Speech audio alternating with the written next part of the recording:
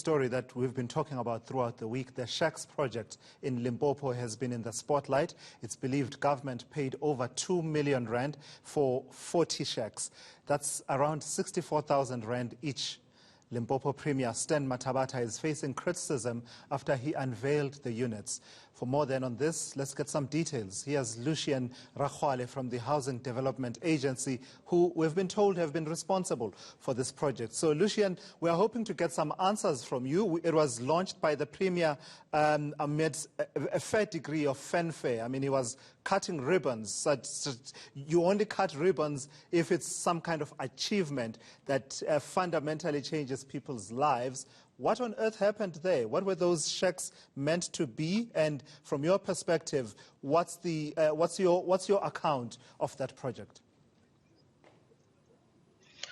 Okay, the Dalani Hostel, including the informal settlements next door to Dalani Hostel, is one of the areas that were identified as congested or overcrowded in Limpopo. In fact, there is about 8 others.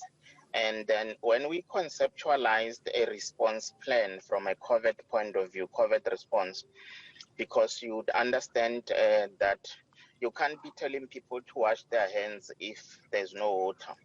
And you can't be telling people to social distance if they are living in congested spaces.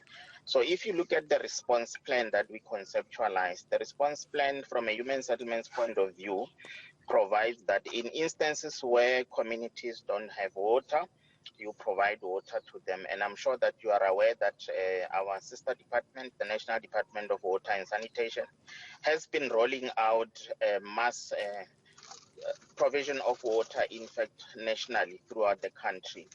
Now, from a human settlements point of view, the issue then became, what do we then do with informal settlements that are overcrowded? And that includes hostels as well. All right. So in Limpopo, I've indicated that there are those areas that we had to then provide water, but then Dalani and including another settlement in Limpopo were then identified for purposes of decongestion, for the provision of the development of temporary residential units, or TRUs in short. So, Lucien, is this part of what the minister was calling de-densification at the start of the lockdown? There was this new term about de-densifying areas to enable people to, when we say they must observe social distancing, where where areas are crowded, people should be able to have a bit of space. Is that what this was?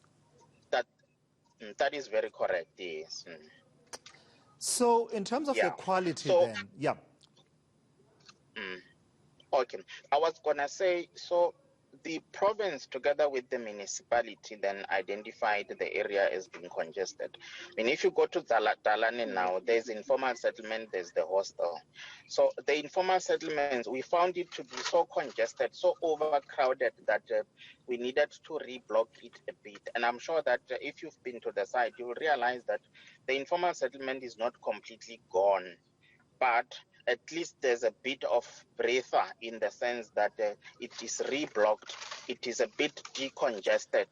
And then how we did that was then to then ensure that we construct temporary residential units. And these are temporary in their nature. Lucien, I get the gist of you explaining the rationale for the project, but at about 64,000 rand per shack, I would say many people who live in informal settlements who build for themselves don't pay that much for a shack. Why is government paying that much?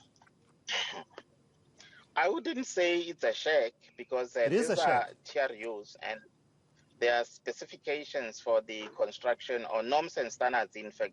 So, and I'm sure if you've been to the site, you'd realize, and I mean, we can invite you to see some of them that we've constructed. Our team has already been there, Lucien. Our team has already been there, so we have seen what they look like. I don't know, TRU seems like a fancy word for shack to me. Are they not made of corrugated iron? Not necessarily. If you look at the steel that has been used there, I mean, it's steel that can withstand winds and all these other elements, and they are reusable, and you can use them for over 100 years. So they are, strictly speaking, honestly, not shacks. They may not necessarily be your typical RDP houses, but they are definitely not So shacks. from where you And I stand, think the 64,000 rand each is justified. Where was the biggest cost in all of that? Was it the corrugated iron? not necessarily the corrugated iron, the steel, the reinforcement that goes into that. I mean, these are structures that are designed by structural engineers, and they also get certified by structural engineers. So, okay, if you were to call wind now to predict that wind come, I can tell you they will withstand wind.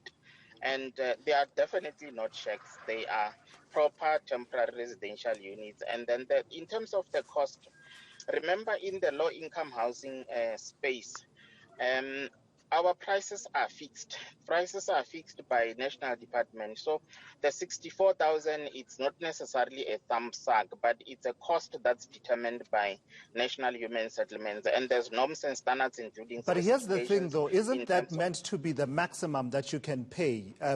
Instead of this is what you should pay, that 64,000 rand is what you should pay. Where possible, you should realize savings and come in cheaper than the norms that are set at 64,000 rand. It seems to me that usually you as government officials actually go for the maximum, whereas actually that's just to draw the line that you can't pay more than this.